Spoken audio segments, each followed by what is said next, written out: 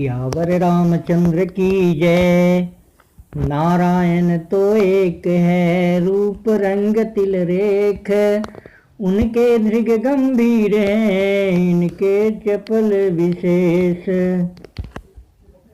भगवान श्री रामचंद्र जी मिथिला जनकपुर में प्रवेश कर चुके हैं। जनकपुर की गलियों में घूम रहे हैं और स्त्रियां झरोखे से झांक के देख रही हैं, लेकिन स्त्रियां आपस में बात कर रही हैं कि ये एक बार मेरे तरफ को देख लें।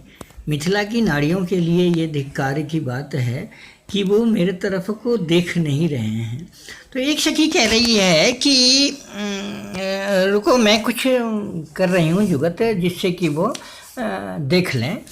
तो ये आपस में सब बात कर रही हैं, मंत्रणा कर रही हैं कि मैं किस तरह से इन्हें किसी तरह से मैं इधर को दिखाऊं। तो एक सखी कह रही है कि अरे ये दोनों राजकुमार जो हैं इनको आप लोग जानती हो। तो दूसरी सखी कह रही है कि मैं इन्हें क्या, इनके बाप को भी जानता हूँ। तेरा कैसे? तो कह रहे हैं ये दो दशरथ के ठोटा, बाल मरालन के कल जोटा, मुनि कौशिक मख के रखवारे, जिन रन अजिर निशाचर मारे। कह रहे हैं ये दोनों दशरथ के पुत्र हैं और हमारे यज्ञ की रक्षा के लिए इन्हें बुलाया गया है।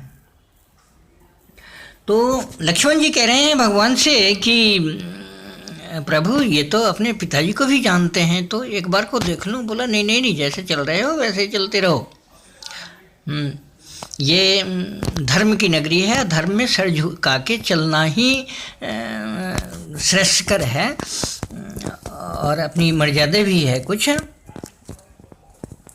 फिर एक सखियाँ कह रही हैं कि ये तो फिर भी नहीं देख रहे हैं। तो दूसरी सखियाँ कह रही हैं कि अरे मैं तो इनके पिताजी को क्या, इनके माँ को भी जानता हूँ। श्याम गात कल कंज बिलोचन, जे मारीच सुभंज मदमोचन, कौशल्या सुत सो सुख खानी, नाम राम धनुषायक पानी। लक्ष्मण जी कह रहे हैं कि प्रभु ये तो मेरे माँ को भी जानते हैं।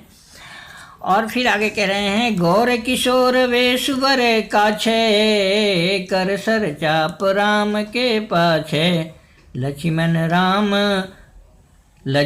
नाम राम लघु भ्राता, सुनु सखिता सुमित्रा माता। ये छोटे जो हैं, जो पीछे पीछे चल रहे हैं, इनका नाम लक्ष्मण है और ये सुमित्रा के पुत्र हैं। अब लक्ष्मण जी कह रहे हैं कि प्रभु ये तो बड़े अच्छी तरह से हम लोगों को जानते हैं, तो क्यों ना मैं इनसे कुछ बातें कर लूँ। तो कहते हैं कि नहीं, जैसे चल रहे हो वैसे ही चलते रहो। और फिर स्त्रियां नीचे आ जाती हैं और कहने लगती, इतने सभ्य और इतने प्रतिष्ठित अपने आप को बता रहे हैं, किंतु आपको चिट्ठी नहीं गई थी, आप बगैर बुलाए मेहमान हैं, फिर भी आप इतने ज़्यादा गर्व कर रहे हैं। तो लक्ष्मण जी कहने लगे कि अब तो प्रतिष्ठा के खिलाफ बात है, अब तो इनको बता दीजिए, एक बार झूठी बोल दीजिए कि हाँ मेरे पास चिट्ठी गई थी, मैं वैसे नहीं आया हूँ। तो भगवान कह रहे हैं कि नाना चिट्ठी गई थी। लक्ष्मण जी कहने लगे कि प्रभु एक बार झूठ बोल देते तो क्या होता। रामचंद्र जी कह रहे हैं बोल तो दिया,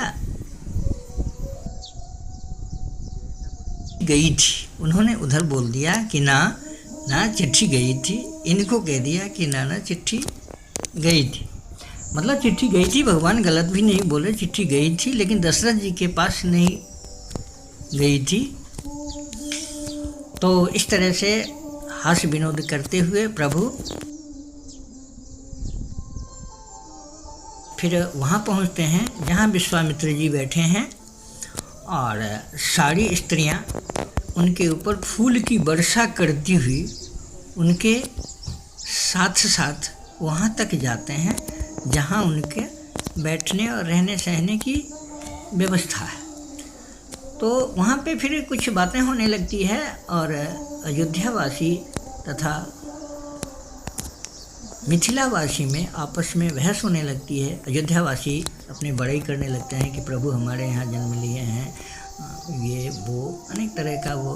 तो फिर मिथिलावासी कह रहे हैं कि चाहे कुछ भी हो, लेकिन मैं प्रभु को जो दे सकती हूँ वो। एक अयोध्या वाले पूछने लगे कि आप क्या देख सकते हो? तो मिथिला वाले कहने लगे कि मैं भगवान को गाली दे सकता हूँ। अयोध्या वाले कहने लगे कि जिसके पास जो होता है वही देते हैं, तो आपके पास तो गाली ही है और आप क्या दोगे? इस तरह से हाथ से विनोद करते हुए समय बीत जाता है और कल को फिर धनुष यज्ञ है, उसकी चर्चाएं बाद में होगी। नमस्कार।